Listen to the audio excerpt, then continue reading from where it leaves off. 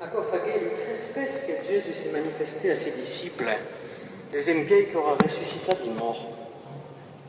Quand a guerre mangea, Jésus a Simon Peire dit Simon, fieu de Jean, mames mai qu'aquesti? Eu gli rispondeghe, Signor, lo sabes tu che t'ame? Gesù gli disse, pai se misagneu. Tornamai gli venghe Simon, fieu de Jean, mames? Peire gli rispondeghe, Signor, lo sabes tu che t'ame? Gesù gli disse, pai se misagneu. Per la 13e fois, si è demandé Simon, fieu de Jean, mames? Non hagué la lagna, père, que Jésus hagués demanda per les 13 fois, mames. Et ma gli rispondeghe, Seigneur, tu, que connaisses tu, sabes bien que t'ame?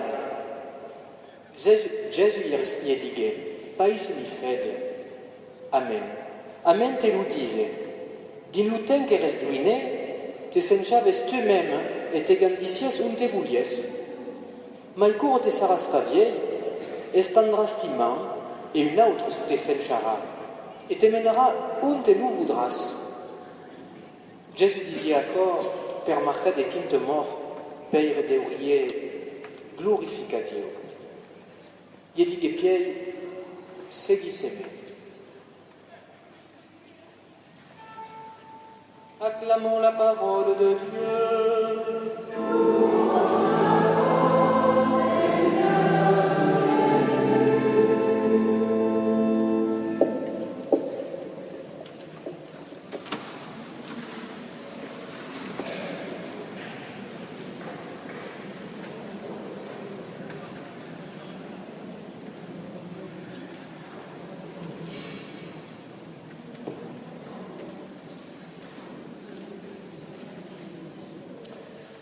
Quelques mots sur cet évangile que nous avons entendu, que nous connaissons. Jésus ressuscité qui se manifeste à ses disciples. Nous n'avons pas eu le début de ce passage, qui se manifeste à ses disciples sur le bord du lac. Alors que ses disciples sont allés pêcher, ils n'ont rien pêché, et Jésus leur demande du poisson, ils disent qu'ils n'en ont pas, et Jésus leur dit, mais jetez le filet à droite, et ils ramassent une quantité importante de poissons et ils reconnaissent Jésus à ce moment-là. Et puis après, avec Jésus, ils sont sur le bord du lac et Jésus va prendre Simon-Pierre à part et il va lui parler. Et Jésus va lui poser 3 questions, 3 fois la même question, même si en grec ce n'est pas chaque fois le même mot, mais en tout cas c'est 3 fois la même question. Simon, fils de Jean, m'aimes-tu plus que ceci? Et par 3 fois, Simon Pierre répond, oui Seigneur, je t'aime, tu le sais. Et nous le savons bien, ces 3 questions de Jésus à Simon Pierre rappellent les 3 reniements de Simon Pierre au moment de la Passion, où Simon Pierre avait dit qu'il n'était pas de ses disciples, qu'il n'en était pas. Et si Jésus pose la question 3 fois, c'est en même temps pour lui rappeler ce triple reniement, et que pour dire que ce triple reniement était quand même quelque chose d'important, il ne le passe pas sous silence, et en même temps, il lui redonne sa confiance malgré ce triple reniement. Alors, cela m'amène à parler de la miséricorde et puis aussi de la justice. Vous le savez, vous ne le savez pas, le pape François a institué pour cette année une année de la miséricorde qui a commencé le 8 décembre 2015, qui va se terminer le 20 novembre 2016. Une année pour réfléchir, méditer et nous changer nos cœurs par rapport à cette miséricorde que Dieu nous donne. La miséricorde, souvent, nous pensons qu'elle est à l'opposé de la justice. Et nous pensons assez facilement, soit on fait justice, soit on fait miséricorde. C'est naturellement ce que nous pensons. Or, la justice et la miséricorde ne peut aller que de pair avec la justice. Faire miséricorde sans justice, c'est laisser tout aller, et c'est aller dans quelque chose qui va être de l'ordre du laxisme et du laisser aller. Il est toujours important que la justice soit appliquée, que quand la justice est appliquée, ensuite, on peut ajouter sur la justice la miséricorde. Ici, ce que fait Jésus d'une certaine manière, il rappelle à Simon-Pierre son triple reniement. Et en même temps, il lui fait confiance, il lui redonne sa confiance. On aurait pu imaginer que Jésus aille chercher un autre apôtre, vu que Simon-Pierre l'avait abandonné au moment de sa passion, qu'il aille chercher quelqu'un d'autre pour continuer son œuvre.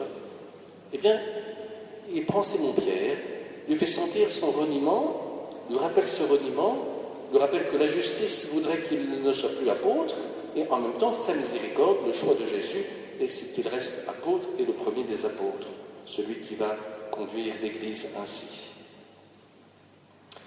Et donc, dans nos vies, c'est la même chose. Nous ne pouvons faire miséricorde que si nous faisons d'abord justice. Et nous le savons bien les uns les autres, dans nos vies quotidiennes.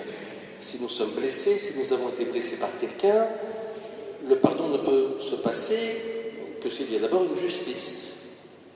Et la justice, c'est quoi pour le pardon? Il y a 3 conditions nécessaires pour pardonner à quelqu'un qui nous a fait du mal. 3 conditions nécessaires. La première condition nécessaire est que la personne reconnaisse le mal qu'elle a fait. Première condition.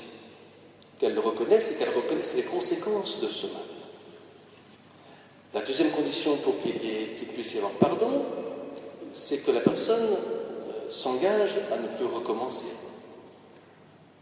Et la troisième condition pour qu'il puisse y avoir pardon, c'est que la personne répare ce qu'elle a abîmé, ce qu'elle a cassé. Si, comme je l'ai déjà vu avec des jeunes lorsque j'étais à Salon-de-Provence, un jeune qui est passé chez le juge, il avait cassé la vitrine du boulanger à côté de qui il travaillait.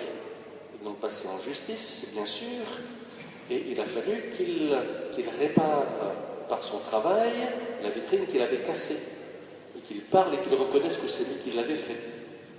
Un jeune qui était dans un quartier populaire et où j'avais assisté ainsi à son procès parce que je connaissais sa famille ainsi. Il a fallu donc qu'il reconnaisse, qu'il s'engage à ne plus refaire et qu'il répare par son travail. Et donc il a fait des travaux pour réparer cette vitrine. Et il ne peut y avoir pardon que si cela se passe. Et après, on va réinstaller la personne dans sa confiance et on va évidemment lui faire miséricorde. Peut-être, si la charge est trop lourde pour réparer, on va lui faire indulgence d'une petite partie de la réparation, en fonction de ce qui est possible. Mais l'important est que toujours la justice soit appliquée. On ne passe pas sur une faute. On ne passe pas sur une faute. Mais ensuite, on n'enferme pas quelqu'un dans sa faute. On lui permet de se relever et de vivre. Ce qui se passe ici pour Simon-Pierre. Jésus ne passe pas sur son triple reniement. Il le lui rappelle. Mais en même temps, il le relève. Il ne l'enferme pas dans ce triple reniement. Il ne le réduit pas à cela. Il le relève et lui fait miséricorde en lui donnant encore la charge de son Église. Ainsi, justice et miséricorde doivent aller de pair. La miséricorde sans justice, c'est laisser aller. La justice sans miséricorde, c'est enfermer les uns les autres dans les actions qu'ils ont faites.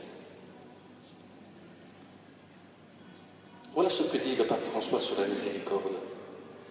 Si Dieu s'arrêtait à la justice, il cesserait d'être Dieu.